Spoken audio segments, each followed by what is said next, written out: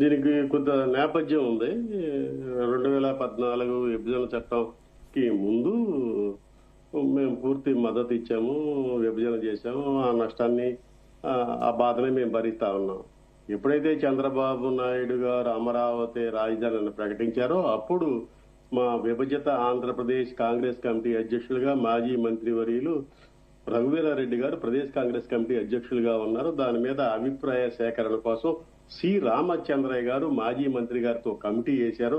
ఆ కమిటీలో వివిధ ప్రాంతాల పెద్దలు ఉండి అధ్యయనం చేసిన తర్వాత ఆయన ఒక నివేదిక ఇచ్చాడు. ఆ నివేదిక అమరావతి రాజధానిగా మా అంగీకారం అని చెప్పి ఆ రోజు ఆయన రాయలసీమకు సంబంధించిన వ్యక్తిగా అమరావతి మీద మా పార్టీ స్టాండ్ చెప్పాము. ఆ తర్వాత సాకే శైలజానాథ్ గారు వచ్చారు పిసిసి అధ్యక్షుడిగా. మేము అమరావతి రైతులకు మద్దతుగా అమరావతి ఏపీ ఏకైక రాజధానిగా మా స్టాండ్ చెప్పాము. ఆ తర్వాత రుద్రరాజు గారు ప్రదేశ్ కాంగ్రెస్ కమిటీ అధ్యక్షులు అయ్యారు. అప్పుడు కూడా మా స్టాండ్ అమరావతి. ఇప్పుడు షర్మిలమ్మ గారు రాయలసీమ ప్రాంతానికి చెందిన ఆవిడ మా ప్రదేశ్ కాంగ్రెస్ కమిటీ అధ్యక్షురాలు, మీకు తెలుసు. ఆవిడ కూడా అమరావతి ఏకైక రాజధాని అని చెప్పి కాంగ్రెస్ పార్టీ స్టాండ్ తెలియజేసింది.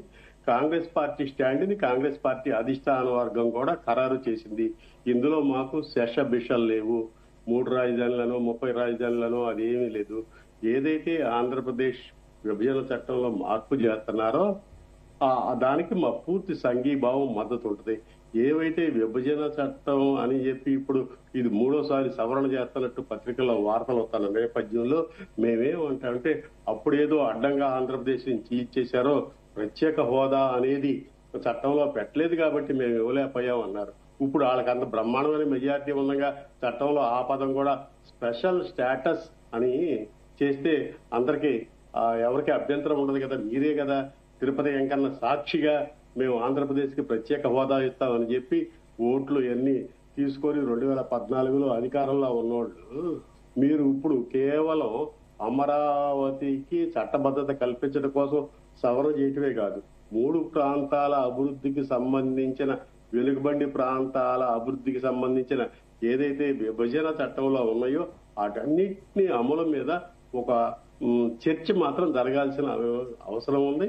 ఆంధ్రప్రదేశ్ ఏదైనా సరే ఇప్పుడు రాష్ట్ర విభజన కోసం పార్లమెంట్ లో ఉన్నప్పుడు వాళ్ళ స్టాండ్ చెప్పాలని, ఒక ప్రాంతంలో ఒక రకంగా ఒక ప్రాంతంలో ఒక రకంగా కాకుండా ఉమ్మడి ఆంధ్రప్రదేశ్ గా వైఎస్ఆర్ కాంగ్రెస్ పార్టీ ప్రజల్లో భయాందోళనలు రేకిస్తా ఉంది. ఆ పార్టీకి సంబంధించిన ఉత్తరాంధ్ర నేతలు ఏమంటా ఉన్నారో, ఇది చెల్లదు, మేము అధికారంలోకి వచ్చిన తర్వాత ఎందుకు చూస్తాము అని చెప్పి తరహాలో బెదిరింపు ధోరణిలో మాట్లాడుతా ఉన్నారు. ఇది రాంగ్ సిగ్నల్స్ వెళ్తా ఉన్నాయి. ఈ అమరావతి చుట్టుపక్కల దాదాపు ఒక 50 అసెంబ్లీ నియోజకవర్గాలు ఉన్నాయి, 6-7 లోక్సభ స్థానాలు ఉన్నాయి.